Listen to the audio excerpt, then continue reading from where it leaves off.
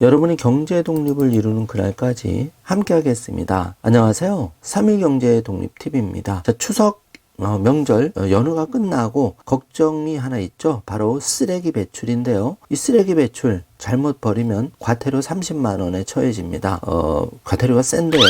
이 과태료 물지 않기 위해서는 자해 분리 배출하는 게 필요한데, 그래서 영상을 준비했습니다. 요즘은 공무원들이 배출한 쓰레기 적발해서 적발이 되면 과태료를 부과하는 게 강화가 되고 있는데요. 오늘 이 내용 궁금하신 분들은 영상 끝까지 함께 해주세요.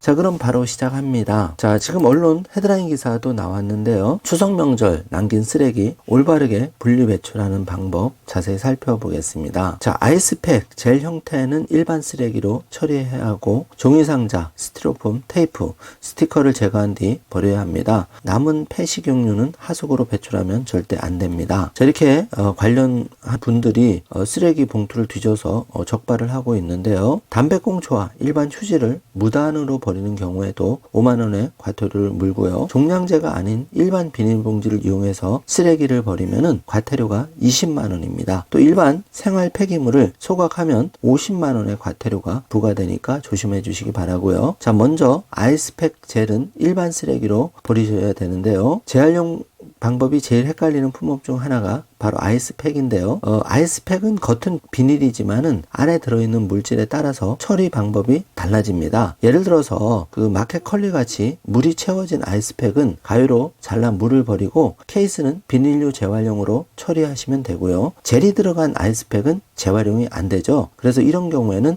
일반 쓰레기처럼 종량제 봉투에 넣어서 버려야 합니다. 자, 두 번째, 과일 싸개 보자기는 종량제 봉투에 넣으셔야 되는데요. 사과나 배 등 과일을 싸고 있는 포장재는 재활용이 어렵습니다. 그래서 종량제 봉투에 버려야 합니다. 자, 보자기는 섬유 소재이기 때문에 섬유는 일반 쓰레기고 이것은 종량제 봉투에 담아서 버려야 합니다. 자, 폐식용유, 하수구 배출은 안 되는데요. 전이나 음식을 하고 난 후에 남은 식용유는 하수구로 배출하면 수질 오염을 유발합니다. 그래서 식용유 전용 수거함에 배출하시거나 전용 수거함이 없는 경우에는 가까운 동사무소 주민센터에 문의해서 처리하시면 되는데요. 남은 음식물도 음식물 전용 수거함 또는 전용 종량제 봉투에 담아서 배출해야 됩니다. 자, 과일씨나 조개, 게, 생선뼈 등 딱딱한 것과 채소류의 뿌리, 껍질 등은 음식물 쓰레기로 버리면 안 됩니다. 자, 이런 경우에는 종량제 봉투에 담아서 배출해야 하고요.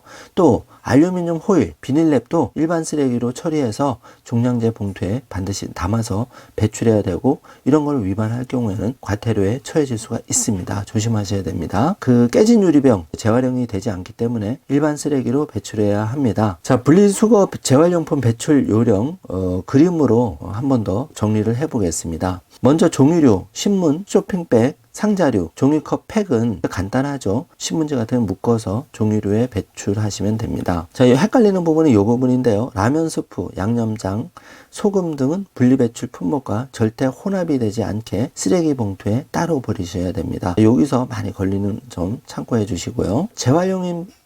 재활용품인 척 하는 쓰레기가 있죠. 여기에 해당하는 것들은 다 종량제 쓰레기 봉투에 버리셔야 과태료가 안 무는데요. 알약 포장재, 칫솔, 그 다음에 나무젓가락, 고무장갑, 주부들 고무장갑, 음식물이 묻은 비닐, 또 코팅된 종이, 테이프, 기름종이, 이런 거 다 종량제 쓰레기 봉투에 버리셔야 됩니다. 자, 멀티탭 같은 경우도 좀 헷갈릴 수가 있는데요. 영수증, 기저귀 같은 경우도 종량제 쓰레기 봉투에 버려주셔야 됩니다. 자, 거주 여건에 맞게 이제 버려주셔야 되는데요. 컵라면, 컵밥 용기, 젤 아이스팩, 유색 스티로폼 이런 거 헷갈리실 경우에는 종량제 봉투에 버려주시면 됩니다. 재활용품인 척 하는 쓰레기 중에 그 특수마대에 버려야 되는 경우가 있는데요.